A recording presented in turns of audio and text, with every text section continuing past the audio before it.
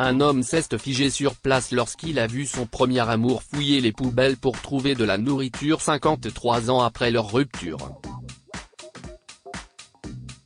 L'impact a été choquant, inattendu, douloureux.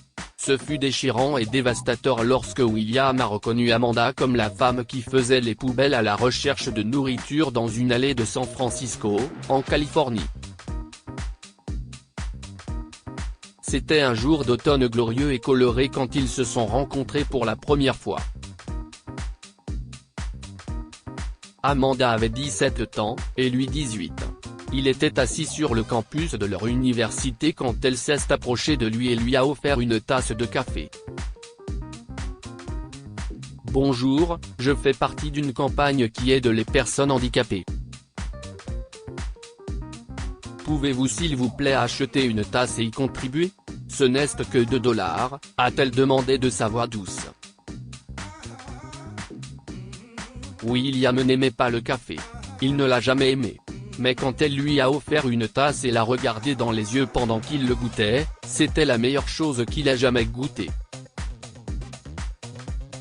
C'était leur première rencontre, et après cela, ils ont commencé à se rencontrer souvent. Finalement, ces rencontres se sont transformées en amitié, puis en amour. Il était introverti, réservé et renfermé, tandis qu'elle était sauvage et extravertie. C'était un mariage parfait, elle le punissait et il était une bouffée d'air frais pour elle. Mais le destin est intervenu, et un simple malentendu les a séparés. William a vu Amanda avec un autre homme. Il n'a même pas attendu ses explications et l'a accusé de le tromper. Amanda est restée ferme et a déclaré qu'il n'y avait pas besoin d'explications s'il lui faisait confiance. Les conséquences, bien sûr, n'ont pas été favorables, et les deux amoureux de l'université se sont séparés.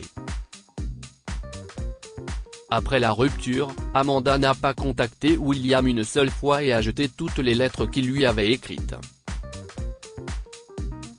Il ne l'a jamais approché non plus, et ils se sont tous deux consacrés à leur vie respective. Après avoir obtenu son diplôme, Amanda est restée en Californie pour créer son entreprise, tandis que William s'est installé à Austin, au Texas, pour travailler comme comptable dans un cabinet réputé. Quelques années plus tard, William a été transféré au bureau californien de son cabinet, où il est tombé amoureux d'une femme nommée Carrie. Ils se sont mariés peu de temps après et ont eu deux belles filles, Ava et Sophia.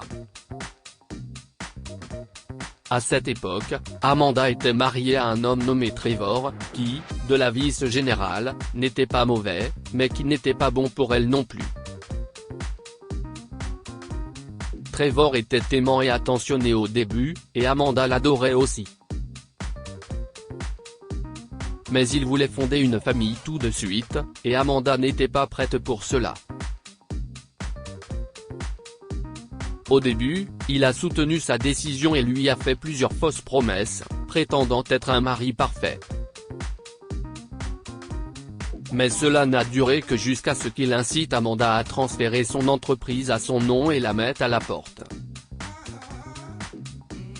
Toute l'idée qu'Amanda se faisait du romantisme et de la confiance dans les hommes s'est effondrée une fois de plus, et elle ne savait plus quoi faire. Elle avait quelques économies, qui l'ont aidé à s'en sortir pendant un certain temps, mais elle a fini par se retrouver à la rue. L'amour, ou plutôt l'amour toxique, était entré dans la vie d'Amanda à 45 ans, et personne ne voulait l'engager à cet âge. Entre-temps, la vie de William a également pris un mauvais tournant lorsque Carrie a été diagnostiquée avec un cancer.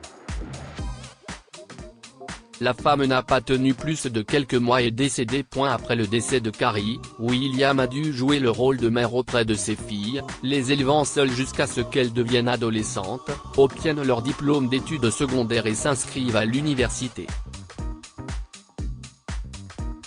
Après la mort de Carrie, et plus tard, le départ de ses filles pour l'université, qui menaient désormais une vie indépendante avec leur propre famille, William s'est vautré dans la solitude, buvant parfois beaucoup et se remémorant le passé.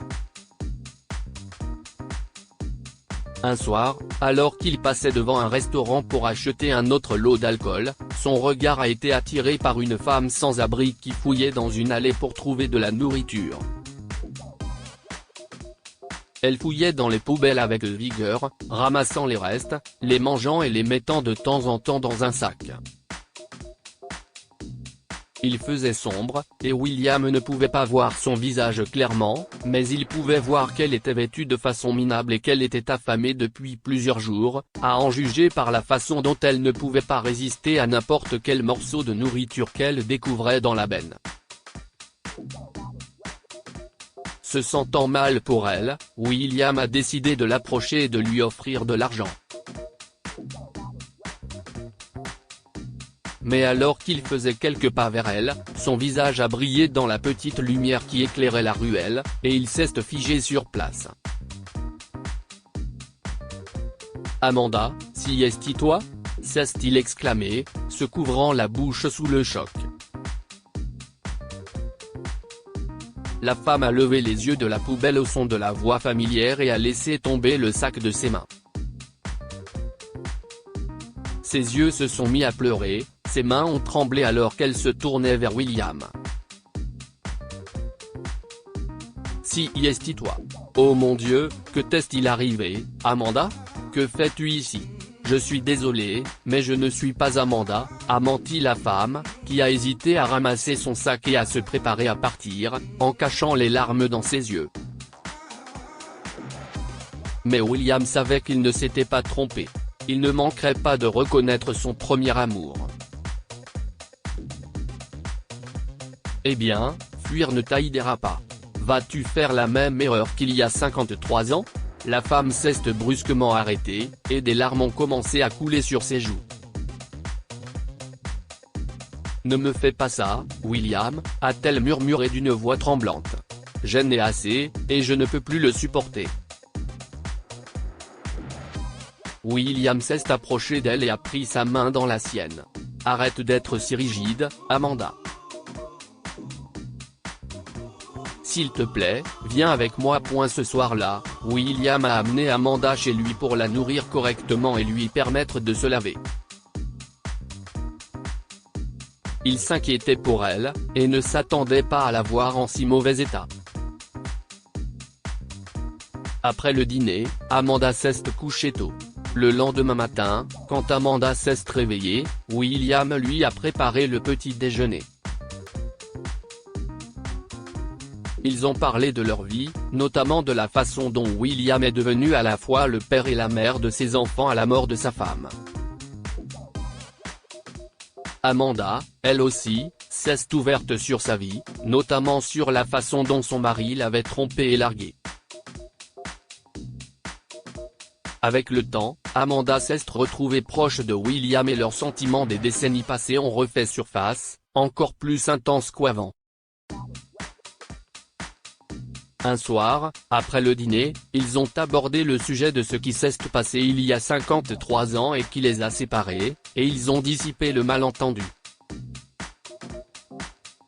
Un an plus tard, ils ont finalement décidé de concrétiser leur amour laissé inachevé 53 ans auparavant et ont solidifié leur relation en se liant par le mariage. Que pouvons-nous apprendre de cette histoire ? Les malentendus ruinent les relations.